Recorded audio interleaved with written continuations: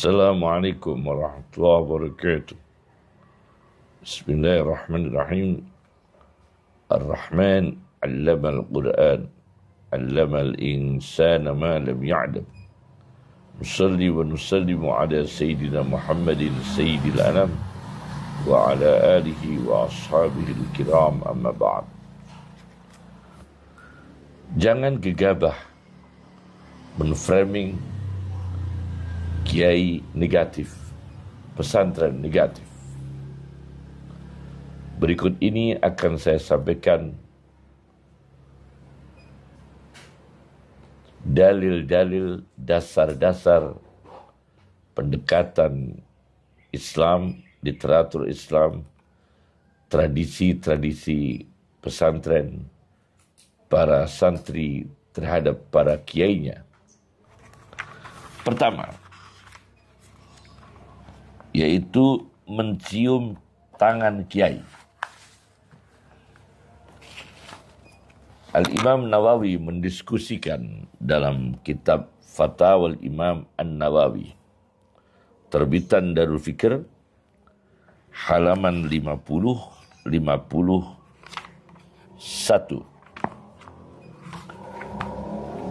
Beliau menyebutkan di sini, yustahabbu taqbilu aidis salihin, disunahkan mencium tangan-tangan orang saleh, orang-orang salih, wa fudalail ulama, dan orang-orang yang punya kelebihan, punya fadilah, yaitu para ulama. Boleh dicium tangannya. Dan disunahkan, yang mensunahkan adalah Al-Imam An-Nawawi, seorang ulama pakar hadis, pakar fikih, dan diakui reputasi keulamaannya dalam sejarah Islam sampai sekarang, insya Allah sampai ila yaumil qiyamah. Nah, kemudian ditulis lagi oleh Muhammad Yusuf Al-Kandahlawi dalam kitabnya Hayatus Sahabah di jilid 2 halaman 596, ketika diceritakan Zaid bin Sabit mengendarai kendaraan hewan, Abdullah bin Abbas memegang sanggurdi yang dinaiki oleh seorang ulama, Zaid bin Sabit radhiyallahu anhum. Zaid bin Sabit, Abdullah bin Abbas bertabarruk terhadap para ulama, bertabarruk terhadap Zaid bin Sabit. Kemudian Zaid bin Sabit ini mencegahnya. Tapi Abdullah bin Abbas mengatakan, hakada umirna an naf'ala bi ulama'ina wa kubara'ina. Demikianlah kita diperintahkan terhadap para ulama kita, para sesepuh-sesepuh ulama besar kita, para kiai kita. Sudah jelas real membawa keberkahan. Ulama-ulama, para kiai pesantren, mereka berkontribusi untuk memfaqihkan umat siang malam. Dan ini wajib kita muliakan. Bukan malah dihina atau dilecehkan atau diframing dengan framing yang sangat menyakitkan umat Islam. Kemudian Abdullah bin Abbas dibalas oleh Zaid bin Sabit, dicium tangannya. Hakada umirna an naf'ala bi ahli baiti nabiyina. Seperti inilah kita juga diperintahkan bersikap dengan keluarga Nabi Muhammad SAW. Karena Abdullah bin Abbas ini sepupu Rasulullah SAW, juga seorang ulama. Jadi takbilul yadi, mencium tangan para kiai, para ulama, para orang saleh, itu memang menjadi sunnah para sahabat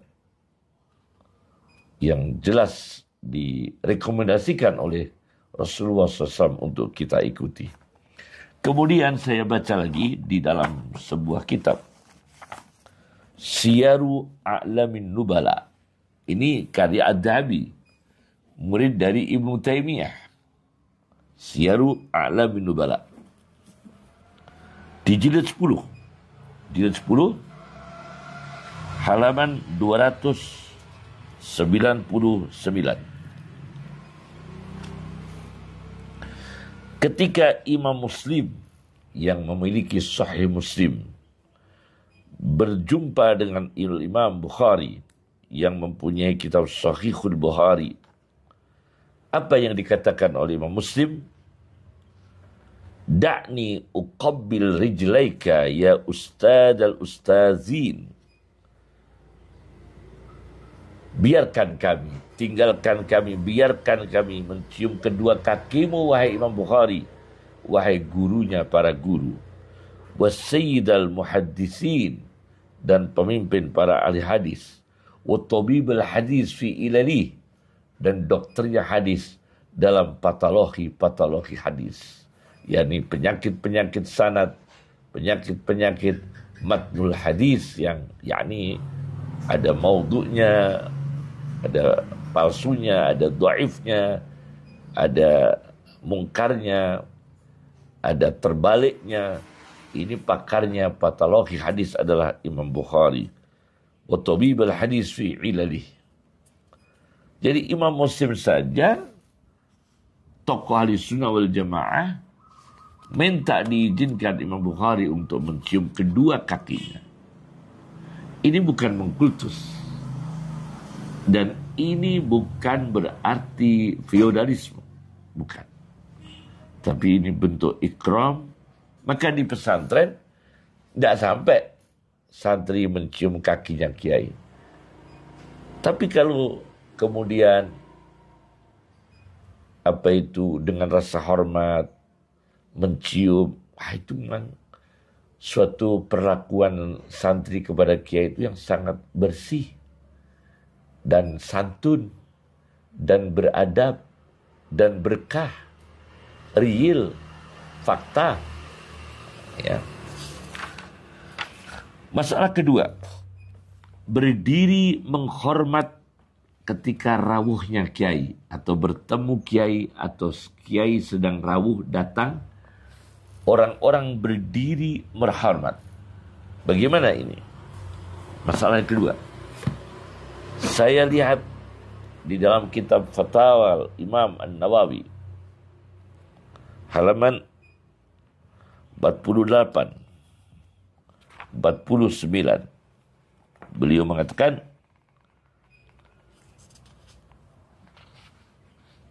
al-qiyam li ahlil fadli, 48, 49 halamannya, al-qiyam li ahlil fadli wa dawil hukuk, berdiri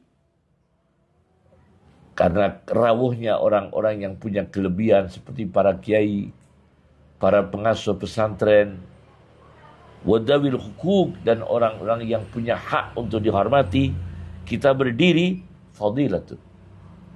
Itu sifat yang utama. Merupakan kesempurnaan etika manusia. Ala fadilatil, ala sabilil ikram. Atas dasar, atas jalan memuliakan, bukan menyembah. Wa qad ja'at bihi ahaditsus sahihah, dan berdiri untuk menyambut kerahuan orang yang terhormat seperti para kiai, itu banyak di dalam hadis-hadis sahih meriwayatkan tentang perkara itu.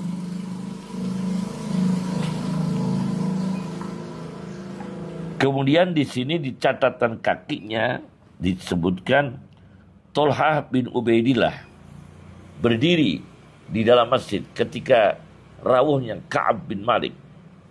di hadapan Nabi SAW. Ka'ab bin Malik rawuh, Thalha bin Ubaidillah berdiri menghormat. Dan Nabi membiarkan itu dalam catatan kakinya. Fatwa Nawawi, halaman 49. Kemudian saya baca di dalam kitab Sahihul Bukhari, cetakan Darul Fikr, juz 7 ini ya. Cetakan Darul Fikr juz 7. Di sini disebutkan Rasulullah sallallahu alaihi wasallam bersabda ketika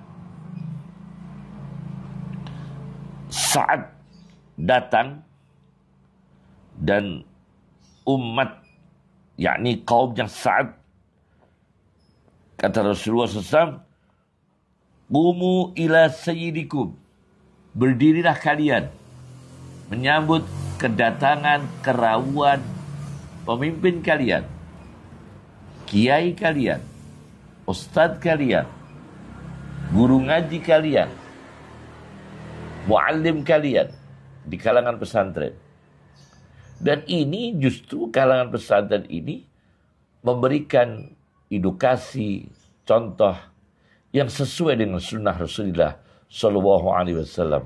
Dan etika ini akan membawa dampak psikologis yang bagus. Yakni orang tidak bertipologi egois, tidak bertipologi untuk mencari kehormatan, tetapi dia dilatih untuk menghormat gurunya supaya ada rasa syukur dengan jasa kebaikan manusia, supaya ada rasa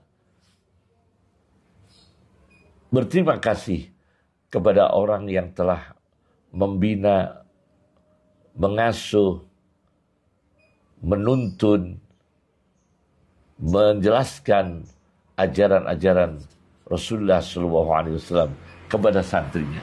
Sudah semestinya para santri itu menghormat pada kiainya. Jadi itu bukan suatu feodalisme, bukan suatu perbudakan, tapi itu adalah anugerah Allah, kemuliaan para santri, keikhlasan para kiai, keistiqomahan para kiai, itu anugerah Allah. Masalah ketiga, tawadu dan khidmah kepada kiai. Tawadu, rendah hati, berkhidmah, melayani kepada kiai. Saya baca di dalam kitab Ihya Ulumuddin karya Al-Ghazali dengan sarahnya Ithafus Sadah Al-Muttaqin fi Syarhi Ihya'i Ulumuddin karya Muhammad bin Muhammad Al-Husaini Az-Zabidi, Murtada Az-Zabidi di jilid 1. Di jilid 1 halaman 311, 312 terbitan Darul Fikr. Di sini disebutkan. Kemudian 313 ya. Disebutkan di sini tugasnya santri kepada kiainya, kata Al-Ghazali, alla yatakabbaru 'alal ilmi. Tidak sombong dengan ilmu. Tidak sombong, tidak gengsi ya untuk mengaji para kiai, bahkan mengaji para putranya kiai, para gusnya kiai, dengan tawaduk. Mungkin santrinya akabir ya, lebih sepuh, lebih senior, dididik mau ngaji kepada putra-putra kiai yang secara usia as-saghir, secara kesenioran putra-putra gus-gus ini junior, tetapi para santri ini dilatih untuk tawaduk as-akabir, mengaji pada as-saghir. Itu dalam tradisi ulama hadis, riwayatul akabir anil as-saghir. Wala yata'ammara 'alal mu'allim. Di sini di sarah ihya'nya ithaf, la yasira amiran 'alal mu'allim. tidak mendidik santri memerintah kiai. Bal yulqi ilaihi zimama amrihi bil kulliyah. Santri menyerahkan, melemparkannya, menyerahkan kepada kiai kendali urusannya, kendali perkaranya, bil kulliyah, dengan keseluruhan. Fi kulli tafsil, ya, fi kulli tafsil, di dalam semua perkara yang terperinci. Wa yud'ina li nasihatih, dan ditanamkan santri ini tunduk dengan nasihat kiai. Id'an al-marid al-jahil lit-tabib, seperti tunduknya pasien yang awam, tidak tahu apa-apa tentang ilmu medis, tentunya tunduk, patuh, menerima nasihat dokter. Al-musfid, yang kasih sayang. Kiai kasih sayang pada santrinya. Al-hadik, yang cerdas. Wa yanbaghi ay yatawadhu'a li mu'allimihi, kata Imam Ghazali. Santri hendaknya tawaduk kepada kiainya. Wa yatlubas sawab wasyaraf. Wa yatlubas sawab wasyaraf. Santri mencari pahala dan kemuliaan di kemudian hari, di saat itu, di kemudian hari, dan hari-hari berikutnya. Bi khidmatihi, dengan berkhidmah kepada kiainya. Jelas sudah ini, ya. Ini ajaran-ajaran yang mulia. Kemudian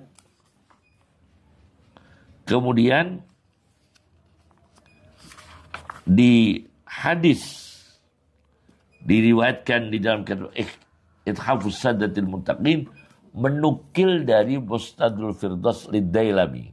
Ini kitab aslinya dinukil di dalam kitab Ithaf Syarah Ihya. Jadi ini Syarah Ihya Ithaf mengambil dari kitab Al-Firdaus karya Lid-Dailami. Lid-Dailami, nomor hadis 5666. Man ghadda sautahu indal ulama, barang siapa yang memejamkan suaranya, yakni melirikkan, pelan, indal ulama, di depan para kiai, para ulama, ja'a yaumal qiyamah ma'alladina imtahanallahu qulubahum littaqwa min ashabi. Maka santri ini yang tawaduk di depan kiainya, tidak berani bicara keras, bahkan diam, dia ini nanti di hari kiamat akan dikumpulkan Allah datang bersama para sahabat Nabi yang Allah telah menguji hati-hati, menguji hatinya para sahabat pada ketakwaan. Orang ini dikumpulkan dengan orang-orang yang hatinya telah diuji oleh Allah untuk teguh dalam ketakwaan. Min ashabi, dari sahabat-sahabatku, kata Rasulullah Shallallahu Alaihi Wasallam. Ini masalah ketiga. Jadi berkhidmah kepada kiai, masak di dalamnya kiai, di dalamnya bunyai, menjaga kantin pondok, berkhidmah, menjaga para santri, mengajar pada juniornya, itu luar biasa. Itu anugerah besar yang tidak semua lembaga-lembaga pendidikan di dunia ini memilikinya. Tetapi pesantren telah memiliki jati diri, profil, kesempurnaan yang tidak dimiliki oleh lembaga-lembaga pendidikan yang lain. Jangan malah dihujat. Jangan malah di-framing negatif. Jangan malah dilecehkan, apalagi dihina, apalagi menyebut nama kiai, mempertontonkan kiai tertentu yang orangnya salih, orangnya bijak, istiqomah. Lembaga pondok pesantren yang telah mencetak ribuan ulama, puluhan ribu ulama, sangat menyakitkan, ya, melecehkan kiai dan para santri dan pesantren. Kemudian masalah keempat, sowan kiai memberi hadiah.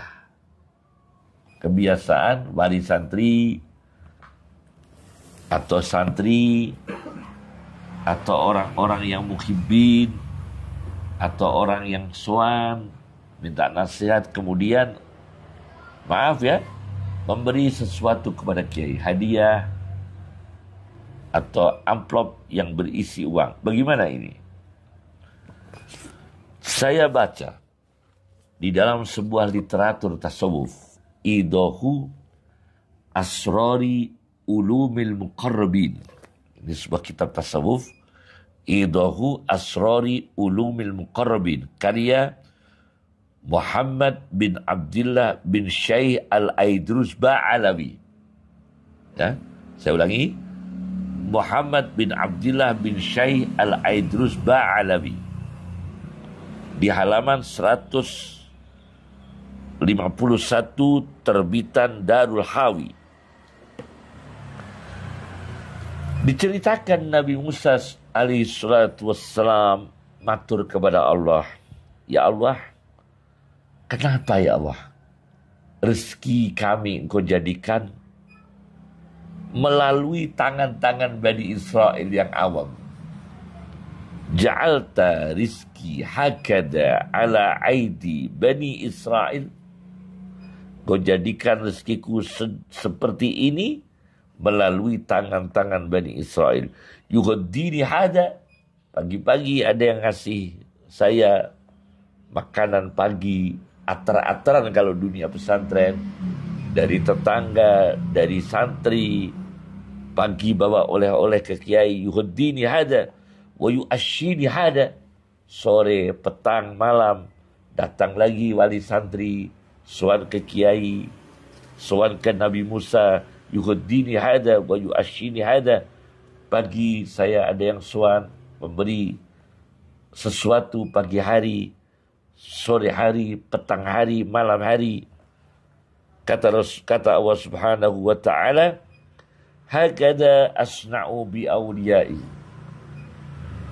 Musa, demikianlah perlakuanku terhadap kekasihku, termasuk para kiai. Ujri arzaqahum ala aidil battalina min khalqi liyujaru fihim. Aku alirkan rezeki-rezekinya kekasihku, para nabi, para ulama, para kiai, orang-orang salih, melalui tangan-tangan battalin, orang yang secara ibadah kurang. Katakan orang yang nganggur, banyak waktunya belum diisi dengan kebaikan. Orang awam.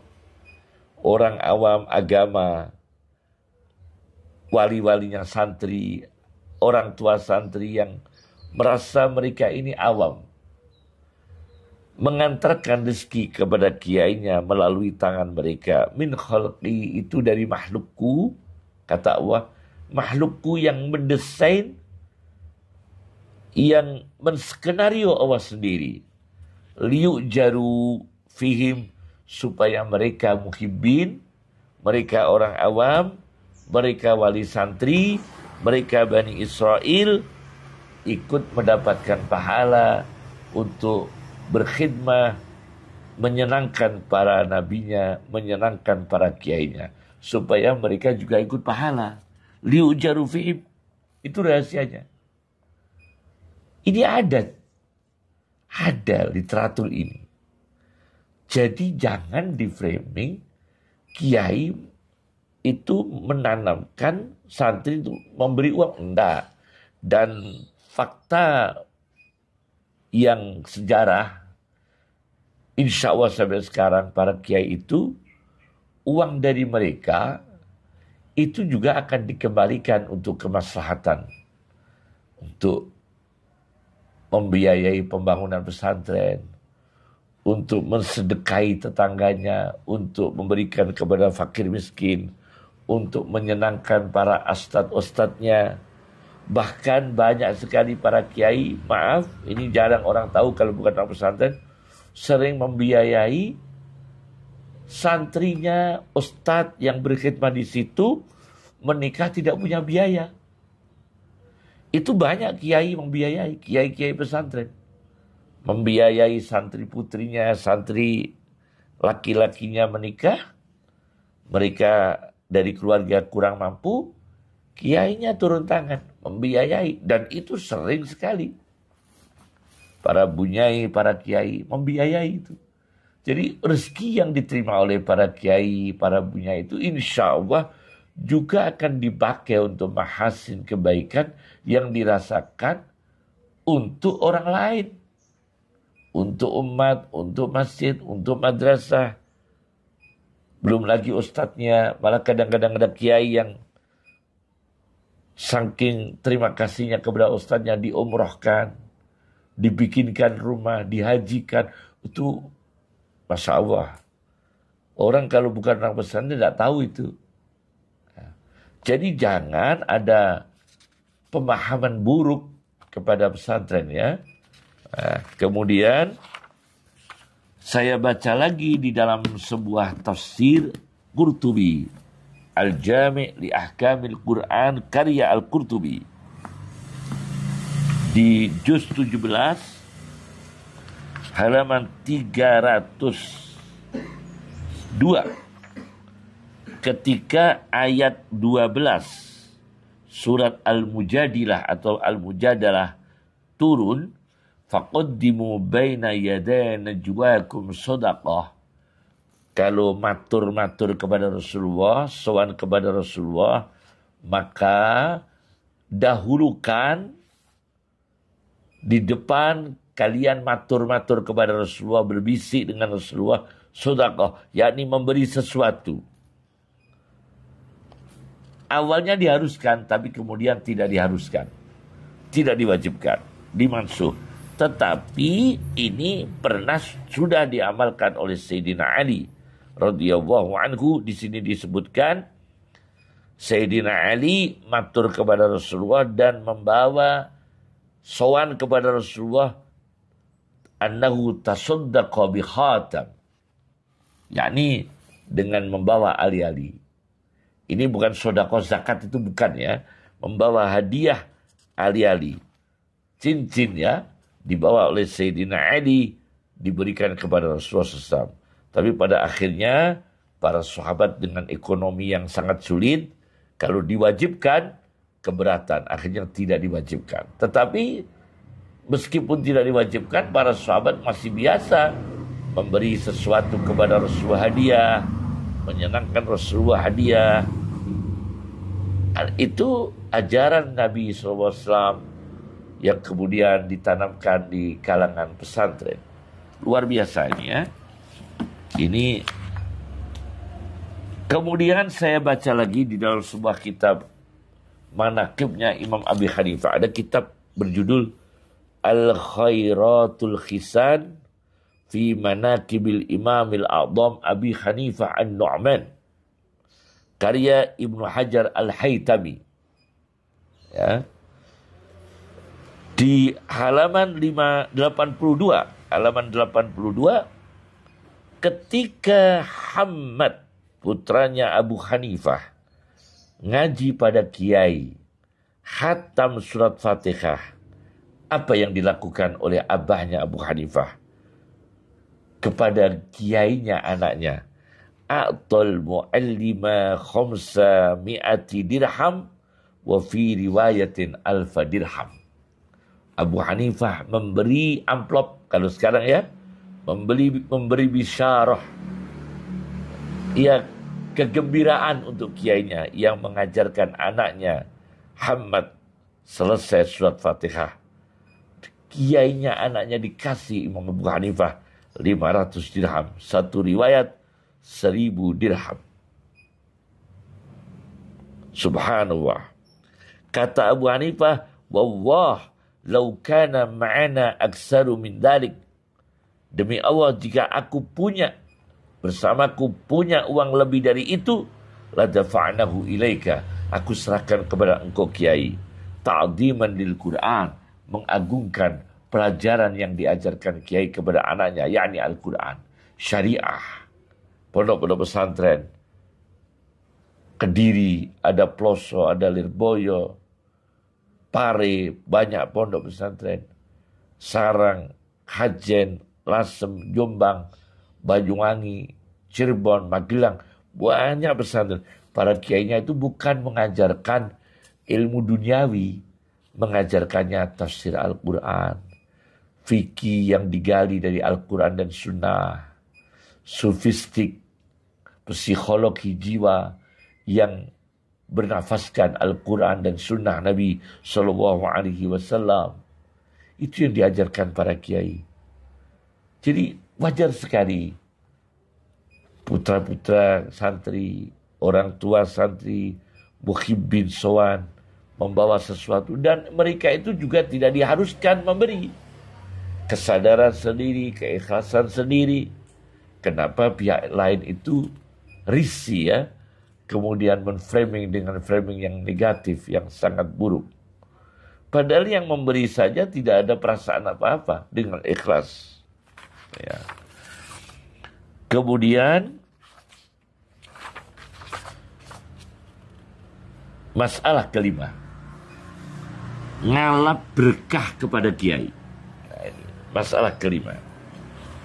Bagaimana ngalap berkahnya kiai? Tabarukan kepada kiai. Santri tabarukan kepada kiai. Saya baca. Pertama, literaturnya orang-orang ahli hadis.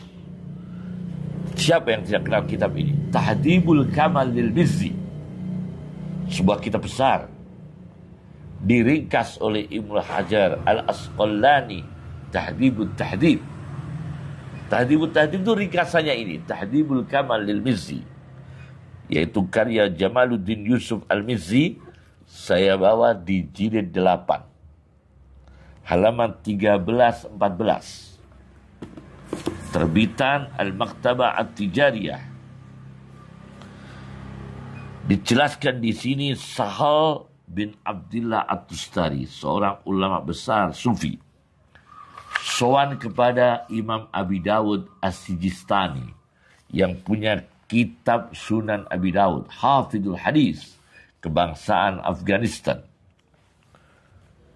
Tokoh hadis dari 6 kitab besar hadis nomor 3, Bukhari, Muslim, Abi Dawud.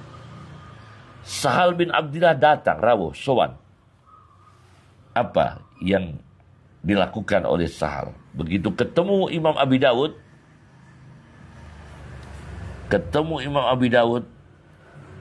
beliau mengatakan, saya punya hajat, wahai Imam Abi Dawud. Hajatmu apa? Kata Abi Dawud. Kata Sahal bin Abdillah At-Tustari, saya mau utarakan, kalau engkau kiai, engkau ulama besar, Abi Dawud, alim besar, menjamin akan memenuhi hajatku. Iya, aku penuhi. Naam. Kata Sahal bin Abdillah At-Tustari, Imam Abi Dawud, keluarkan lidahmu. Akhrij ilayya lisanak. Keluarkan kepada saya, di hadapan saya, lidahmu. Alladhi tuhaddisu bihi ahaditha Rasulullah sallallahu alaihi wasallam hatta uqabbilah. Jelujurkan lidahmu, keluarkan di hadapan saya. Karena lidahmu itu setiap waktu menyampaikan hadis-hadis Nabi sallallahu alaihi wasallam. Hatta uqabbilahu. Izinkan aku mencium lidahmu. Lidahmu itu berjalan hadis-hadis Nabi sallallahu alaihi wasallam di lidahmu. Akhirnya fa akhraja ilaihi lisanah. Imam Abi Dawud mengeluarkan lidahnya. Faqabbalah. Sahal bin Abdillah At-Tustari bertabarruk mencium lidahnya Imam Abi Dawud, karena lidahnya ini tempat berjalannya hadis Nabi Sallallahu Alaihi Wasallam. Pagi-pagi para kiai mengajar tafsir Jalalain, mengajar Ihya Ulumuddin, mengajar Fathul Wahhab, mengajar Hikam, mengajar Riyadhus Shalihin, Sahihul Bukhari, Sahih Muslim, belum ilmu-ilmu sastra, belum ilmu-ilmu alat, belum usul fikihnya. Mereka dengan ikhlas, lidahnya ini lidah tempat berjalannya ilmu para kiai dan para ulama itu. Dan Sahal bin Abdullah At-Tustari ngalap berkah mencium lidahnya Imam Abi Dawud yang punya kitab Sunan Abi Dawud. Luar biasa. Kemudian saya buka lagi dalam kitab karya Khatib Al-Baghdadi yang punya kitab Tarikh Baghdad. Ini sebuah kitab Al-Jami' li Akhlaqir Rawi wa Adabis Sami'. Terbitan Dar Ibn Al-Jauzi. Saya baca di nomor 308. Di sini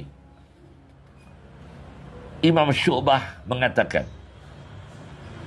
kuntu idza sami'tu minar rajul al-hadis.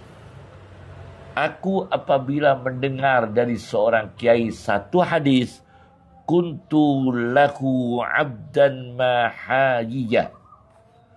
Aku memperlakukan diriku sebagai budak selama kiaiku hidup. Bukan berarti kiai berbudak, tapi santrinya ini saking ingin khidmahnya. Syu'bah ini orang yang dimuliakan dalam dunia hadis, termasuk rawi-rawi hadis yang terkenal. Aku siap menjadi seperti budak di hadapan guruku yang mengajarkan satu hadis. Subhanallah. Kemudian dia mengatakan lagi, ma ahadun indahu salah satu ahadis. Tidak ada satupun orang yang punya 3 hadis. Illa wa ana abduh. Melainkan aku sebagai budaknya. Hatta yamuta, sehingga dia meninggal dunia. 3 hadis, bayangkan. Berapa ratus hadis yang diajarkan para kiai. Berapa ratus ayat yang diajarkan oleh para kiai. Berapa kali kiai menghatamkan Ihya, menghatamkan Hikam, menghatamkan Riyadhus Shalihin, menghatamkan Muhaddab, belum pelajaran-pelajaran yang lain. Subhanallah. Kemudian saya baca lagi dalam kitab Al-Manhajus Sawi karya Habib Zain bin Ibrahim bin Smith atau Simit di Madinah. Beliau dalam kitabnya Al-Manhajus Sawi, di sini beliau menceritakan kedua putra Harun Ar-Rasyid, Al-Amin dan Al-Ma'mun. Amin dan Ma'mun itu berlomba siapa yang lebih dulu. Siapa yang lebih dulu memakaikan kedua sandalnya guru Imam Kisai. Jadi Sultan Harun Ar-Rasyid punya anak Amin dan Ma'mun, mengaji pada Imam Al-Kisai. Ini di kitab Al-Manhajus Sawi halaman 217 218. 218. Rebut-rebutan dua anak ini untuk memakaikan 2 sandal pada Kiai Al-Imam Al-Kabir Al-Kisai, termasuk 7 qurra sab'ah, 7 ahli qiraah. Luar biasa ini ya. Kemudian disebutkan di halaman 220, yaitu Al-Imam Nawawi. Al-Imam Nawawi itu kalau mau mengaji pada kiainya, perjalanan mengaji, di jalan beliau sedekah. Imam Nawawi yang punya kitab Al-Majmu' Syarah Muhaddab, yang punya kitab Raudatul Talibin, yang punya kitab Syarah Sahih Muslim, yang punya kitab Tahdhibul Asma' wal Lughah, yang punya kitab At-Tibyan fi Adabi Hamalatil Quran, yang punya kitab Riyadhus Shalihin, yang punya kitab Al-Adhkar Nawawi. Beliau ini kalau ngaji kepada gurunya, di jalan beliau sedekah seraya berdoa, Allahumma mastur anni aiba muallimi. Ya Allah, jangan engkau tunjukkan, tutup ya Allah, berikan tabir kekurangan aib guru saya, supaya saya selalu menghormati karena tidak melihat kekurangan guru saya. Hatta la taqa'a aini lahu ala naqisah, supaya mata saya tidak melihat kekurangan guru saya. Nah, coba ini. Ini Imam Nawawi berkhidmat kepada gurunya. Guru punya kekurangan satu, tapi punya 99 kelebihan. Jadi lihat ya kelebihan, keunggulan, fadilah para kiai, para ulama yang istiqomah mengajar di pondok pesantren, memintarkan orang, memfaqihkan orang, mensolihkan orang, bahkan mendoakan untuk umat manusia, khususnya umat Islam, bangsa dan negara. Belum lagi perjuangan-perjuangan pra kemerdekaan yang banyak sekali kontribusi para santri, para kiai yang tidak bisa ditulis dengan tulisan tinta, saking banyaknya yang tidak diketahui siapa mereka, pahlawan-pahlawan yang ikhlas yang tidak dikenal namanya, para santri, belum para kiainya. Subhanallah. Jadi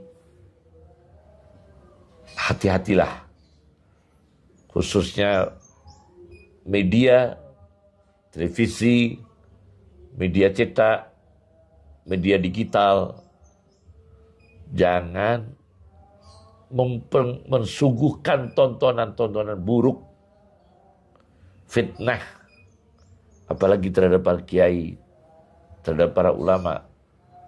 Tontonan yang fitnah, tontonan-tontonan yang melukai hati para ulama, para kiai. Lebih baik TV-TV itu mensiarkan ngajinya pesantren, nasihat para kiai untuk dilihat umat manusia, doanya kiai, zikirnya kiai. Dan kiai pun tidak pernah minta seperti itu. Cuma itu lebih manfaat, bukan malah mensuguhkan fitnah-fitnah kepada pesantren dan para kiai. Semoga ini menjadi pelajaran dan menjadi evaluasi. Ya. Assalamualaikum warahmatullahi wabarakatuh.